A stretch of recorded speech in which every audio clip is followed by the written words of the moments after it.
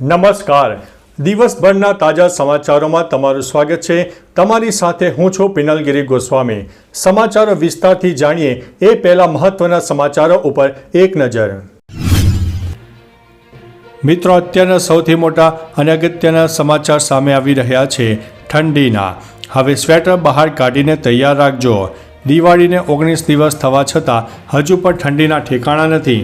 જોકે હવામાન નિષ્ણાત અંબાલાલ પટેલના જણાવ્યા અનુસાર હવેથી ઠંડીનો ચમકારો દેખાશે. તાપમાન ધીરે ધીરે ઘટશે અને ઠંડીમાં નોંધપાત્ર વધારો થશે. તેમણે જણાવ્યું છે કે ખાસ કરીને 20થી 23 નવેમ્બરથી ઠંડીનું પ્રમાણ વધશે. સવારમાં સ્વેટર પહેરવાની જરૂર પડશે. ખાસ કરીને ઉત્તર ગુજરાતમાં ઠંડીનો વધારે અનુભવ પણ થવાનો છે. મિત્રો, અન્ય મહત્વના સમાચારની વાત કરીએ તો રાજકોટમાં મ્યુઝિકલ નાઇટમાં થઈ છે ઝપાઝપી. રાજકોટમાં મહાનગરપાલિકાનો 51મો સ્થાપના દિવસ ઉજવાયો, જેને લઈને રાત્રે 8:30 કલાકે DH કોલેજ ગ્રાઉન્ડ ખાતે સિંગર અમાન મલિક, નિકિતા ગાંધીની મ્યુઝિકલ નાઇટનું આયોજન હતું. દરમિયાન સ્ટેજ નજીક આવેલા ટોળાને ખસેડતા યુવક અને પોલીસ વચ્ચે ઘર્ષણ થયું. જોકે સમાજ કલ્યાણ સમિતિના ચેરમેન સુરેન્દ્રસિંહ વાળાએ મામલાને શાંત પાડ્યો હતો. મિત્રો, અન્ય મહત્વના સમાચારની વાત કરીએ તો અમદાવાદમાં 13 પોલીસ કર્મીઓની બદલી કરવામાં આવી છે. અમદાવાદ શહેરમાં 13 પોલીસ કર્મીઓની બદલી બીજા જિલ્લાઓમાં કરાઈ છે. આ આદેશ વહીવટી ADGP ખુરશીદ અહેમદે આપ્યા છે.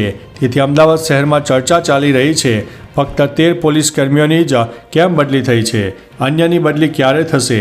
શહેરમાં કુલ 7 ઝોન છે, જેમાં અલગ અલગ 45થી વધુ પોલીસ સ્ટેશનો આવેલા છે. આમાંથી ફક્ત 13 પોલીસની જ બદલી થતાં વિવિધ સવાલો પણ ઉઠ્યા છે. મિત્રો, અન્ય મહત્વના સમાચારની વાત કરીએ તો ચૂંટણી પંચની મનાઈ છતાં પોલીસે હિજાબ કાઢીને તપાસ કરી. ચૂંટણી પંચની સ્પષ્ટ મનાઈ હોવા છતાં ઉત્તર પ્રદેશના કાનપુર નગર જિલ્લામાં પોલીસ મતદારોના ઓળખની તપાસ કરી રહી હતી. ખાસ તો પોલીસ મુસ્લિમ મહિલા મતદારોના હિજાબ અને બુરખાને હટાવી રહી છે અને તેમના મતદાર ID કાર્ડની ચકાસણી પણ કરી રહી છે અને તેમના ફોટા સાથે મેચ કરી રહી છે. શીશમાવ ચોક પર મતદારોના ઓળખપત્ર અને હિજાબ કાઢી નાખવાનો મામલો પણ સામે આવ્યો છે. મિત્રો, અન્ય મહત્વના સમાચારની વાત કરીએ તો ખ્યાતિ કાંડના આરોપીઓની હવે ખેર નથી.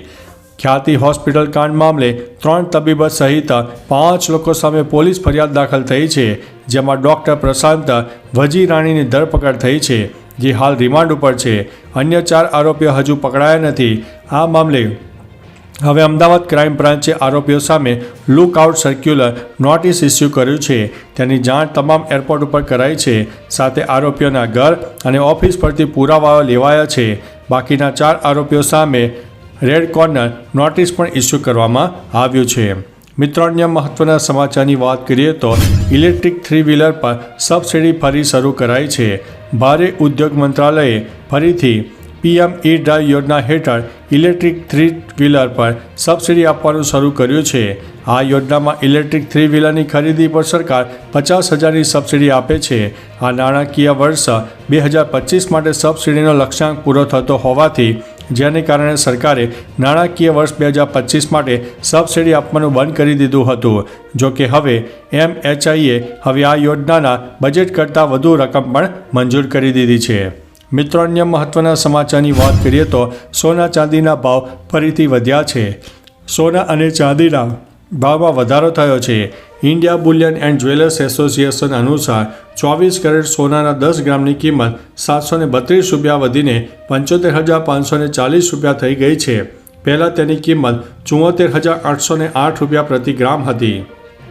સોનું માત્ર 2 દિવસમાં 1,801 રૂપિયા મોંઘું થઈ ગયું છે. ચાંદીના ભાવ પણ 1,554 રૂપિયા વધીને 90,843 રૂપિયા પ્રતિ કિલો થઈ ગયા છે. અગાઉ ચાંદીનો ભાવ પણ 89,289 રૂપિયા હતો. મિત્રો, અન્ય મહત્વના સમાચારની વાત કરીએ તો સ્ટારશિપનું 6થું ટેસ્ટિંગ, ટ્રમ્પ બન્યા છે સાક્ષી. એલોન મસ્કની કંપની SpaceXએ 6ઠ્ઠી વખત તેનું સૌથી શક્તિશાળી રોકેટ સ્ટારશિપ લોન્ચ કર્યું છે. પરીક્ષણમાં બૂસ્ટરને લોન્ચ પેડ પર પાછા લાવીને પકડવાનું હતું, પરંતુ કેટલાક પેરામીટર્સ યોગ્ય ન હોવાને કારણે બૂસ્ટર પાણીમાં ઉતરી ગયું હતું.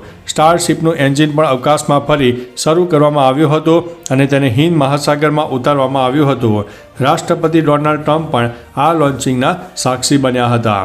મિત્રો અન્ય મહત્ત્વના સમાચારની વાત કરીએ તો 18,000 ફૂટની ઊંચાઈએ પ્લેનનું એન્જિન ફેલ થઈ ગયું હતું. જયપુર દહેરાદૂન ઇન્ડિગો એરલાઇન્સની ફ્લાઇટે ઉડાન ભર્યાના અડધા કલાકની અંદર જ 18,000 ફૂટની ઊંચાઈએ એક એન્જિન ફેલ થયું હતું. ફ્લાઇટમાં 70 મુસાફરો હતા. વિમાનનું દિલ્હી એરપોર્ટ ઉપર ઇમરજન્સી લેન્ડિંગ કરવામાં આવ્યું હતું. ખામીયુક્ત એન્જિન સાથે વિમાન લગભગ 30 મિનિટ સુધી હવામાં ફરતું રહ્યું હતું. એરપોર્ટના સૂત્રો અનુસાર આ ઘટના મંગળવારે સાંજે 7 વાગ્યાની આસપાસ બની હતી. મિત્રો અન્ય મહત્વના સમાચારની વાત કરીએ તો ઇન્ટરનેશનલ સ્કૂલનું આવા ગરમ કપડાં પહેરવા પર દબાણ. અમદાવાદની એપોલો ઇન્ટરનેશનલ સ્કૂલે સ્વેટર ફરજિયાત શાળામાંથી જ ખરીદવાનું કહ્યું છે, જેને લઈને વાલીઓમાં રોષ છે. શિયાળામાં વિદ્યાર્થીઓને ખાસ બ્લેઝર અને જેકેટ પહેરવા માટે વાલીઓને સ્કૂલમાંથી તેને ખરીદવાનું કહેવાયું છે. તેનું પેમેન્ટ કર્યા બાદ વાલીઓને પેમેન્ટનો સ્ક્રીનશોટ શેર કરવા જણાવ્યું છે. જોકે તાજેતરમાં ડીઓએ ગણવેશના સ્વેટર માટે દબાણ ન કરવા માટે શાળાઓને આદેશ પણ આપ્યો હતો. મિત્રો અન્ય મહત્વના સમાચારની વાત કરીએ તો કેબિનેટ બેઠકમાં ખ્યાતિ કાર્ડની ચર્ચા. મુખ્યમંત્રી ભૂપેન્દ્રભાઈ પટેલની અધ્યક્ષતામાં કેબિનેટની બેઠક યોજાઈ હતી. કેબિનેટની બેઠકની અંદર અમદાવાદના બહુચર્ચિત ખ્યાતિ કાર્ડની ચર્ચા કરવામાં આવી. કેબિનેટ બેઠકમાં ખ્યાતિ હોસ્પિટલની ઘટના બાદ મુખ્યમંત્રીએ PMGAY માટે હોસ્પિટલની કડક SOP બનાવવા સૂચના પણ આપી છે. ઉપરાંત SOPની કડક અમલવારીમાં લોકો હેરાન ન થાય તેનું પણ ધ્યાન રાખવાની સૂચના આપવામાં આવી છે. મિત્રો અન્ય મહત્વના સમાચારની વાત કરીએ તો કેનેડાએ ભારત અંગે વધુ એક નિર્ણય લીધો છે. હવેથી કેનેડાથી ભારત આવતા લોકોની વધુ તપાસ થશે. કેનેડાના પરિવહન મંત્રી અનિતા આનંદે સોમવારે લોકોને સમયસર એરપોર્ટ ઉપર પહોંચવાની અપીલ કરી હતી. તેમણે ભારત પ્રવાસ કરતા લોકોની તપાસમાં અત્યંત સાવધાની રાખવાની વાત કરી છે. કહ્યું છે કે ટ્રાન્સપોર્ટ કેનેડાએ ભારત આવતા મુસાફરો માટે અસ્થાયી ધોરણે વધારાના સુરક્ષા સ્ક્રીનિંગ પગલાં પણ લાગુ કર્યા છે. આ નિયમો Canada air transport security authority દ્વારા લાગુ કરવામાં આવ્યા છે. તો ચાલો મિત્રો, ફરીથી દેશ અને દુનિયાના સુપરફાસ્ટ સમાચાર લઈને મળતા રહીશું. ત્યાં સુધી અમને રજા આપશો. નમસ્તે.